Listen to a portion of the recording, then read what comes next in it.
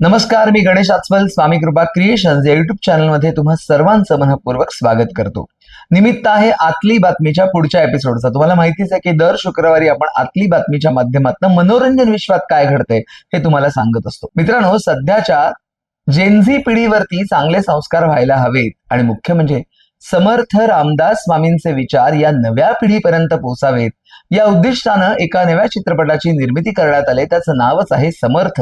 आणि आनंदाची गोष्ट ही की भक्तिरसानं परिपूर्ण असणारा हा चित्रपट आणि त्यातलं संगीत, त्याचा संगीत अनावरण सोहळा पुणे येथील एका सभागृहामध्ये पार पडलेला आहे. चिंचवड इथे हा सोहळा झाला आणि मुख्य म्हणजे सर्व मान्यवर मंडळी इथे उपस्थित होती. या चित्रपटामध्ये जी गाणी आहेत त्या गाण्यांना ज्येष्ठ संगीतकार केदार पंडित आणि आजच्या पिढीचा युवा संगीतकार रोहित राऊत यांचं संगीत लाभलेलं आहे.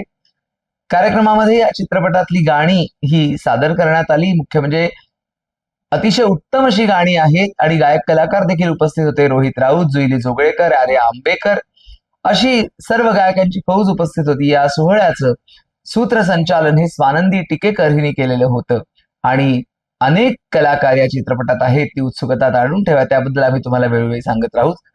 पण हा जो म्युझिक लॉन्च सोहळा आहे अतिशय भक्तिमय वातावरणात संपन्न झाला. सध्याच्या काळात युवा पिढीला आकर्षित करणारे अनेक चित्रपट येतात आणि अगदी लगेचच काही दिवसात प्रदर्शित होणारा चित्रपट म्हणजे भूतम भयम. ऑरेंज ज्यूस गँग म्हणून लोकप्रिय झालेले सर्व कलाकार या चित्रपटात चमकणार आहेत आणि या चित्रपटातलं पैशाचा पाऊस हे गाणं सुद्धा लॉन्च करण्यात आलं. हे रसायनी येथल्या एका महाविद्यालयात. मुख्य म्हणजे या चित्रपटातली सर्व कलाकार मंडळी उपस्थित होती आणि कॉलेजमधल्या विद्यार्थ्यांनी त्यांचं अगदी जोशात स्वागत केलेलं आहे. आणि मुख्य म्हणजे पैशाचा पाऊस हे रॅप सॉन्ग हे लॉन्च झालेलं आहे या कॉलेजमध्ये. आपल्याला उत्सुकता आहे ती भूतम भयम या चित्रपटाची आणि त्यातल्या गाण्यांची.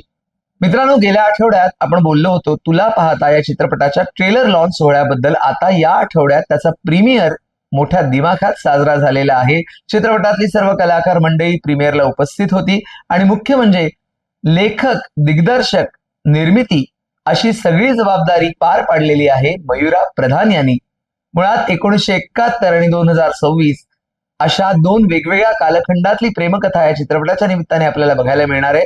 हा चित्रपट 10 जुलैला प्रदर्शित होतोय, म्हणजे आजच्या दिवशी प्रदर्शित होतोय. उत्सुकता आहे ती या चित्रपटाच्या यशाची. आपण त्या सर्व टीमला शुभेच्छा देऊया.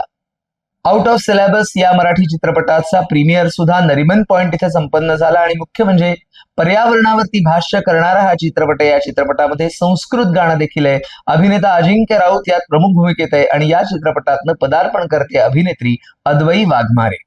अनेक मराठी चित्रपट या महिन्यात प्रदर्शित होत आहेत आणि जुलै महिन्यातच प्रदर्शित होणारा आणखीन एक मराठी चित्रपट आहे तो म्हणजे स्वप्न सुंदरी.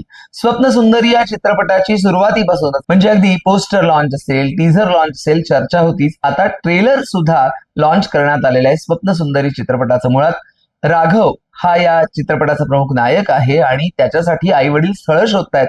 पण अपेक्षेसारखं काही होत नाही. तो स्वप्न सुंदरीचा शोध घेत असतो आणि अचानक त्याच्या आयुष्यात मानसी नावाच्या व्यक्तिरेखेची एंट्री होते. अर्थात चित्रपटात काय आहे माहिती नाही, पण चित्रपटाची गाणी सुद्धा गाजतायत आणि आपल्याला उत्सुकता आहे ती स्वप्न सुंदरी या चित्रपटाची. त्याच्या ट्रेलरची समीक्षा सुद्धा आपण लवकरच करणार आहोत. बघत राहा आमचं स्वामी कृपा क्रिएशनचे चॅनल. जर तुम्ही सबस्क्राईब केलं नसेल तर आजच सबस्क्राईब करा. मित्रांनो, बायोपिक हा आपल्या आवडीचा विषय आणि बहुचर्चित असा बायोपिक प्रदर्शित होतोय 1 जानेवारी 2027 ला. आपल्या भारताला पहिलं ऑलिम्पिक पद मिळवून देणारा कोण? अगदीच तुम्ही सांगाल, लगेच सांगाल खाशाबा जाधव.